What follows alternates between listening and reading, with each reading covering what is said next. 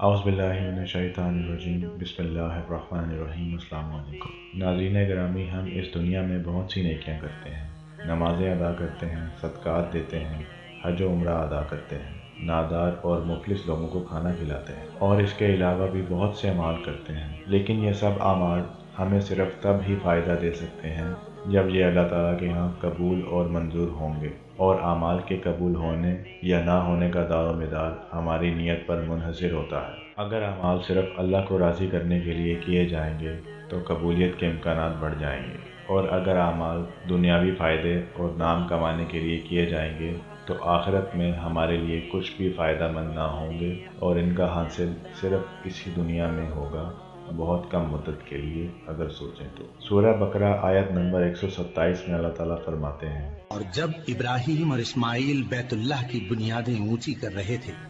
تو دعا کیے جاتے تھے کہ اے ہمارے پروردگار،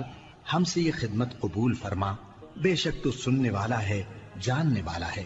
نیکی بڑی ہو یا چھوٹی، ظاہر ہو یا پوشیدہ، اس کا فائدہ صرف تب ہی ملتا ہے جب وہ اللہ تعالیٰ کے ہاں قبول و منظور ہو، کیونکہ اللہ تعالیٰ تو ہماری ہر چیز سے واقف ہے۔ کس عمل کے پیچھے ہمارا کیا مقصد ہے وہ سب جانتا ہے۔ اللہ تعالیٰ ہمیں انبیاء کرام کی زندگی کو پڑھنے اور ان کی سنتوں پر عمل کرنے کی توفیق دے۔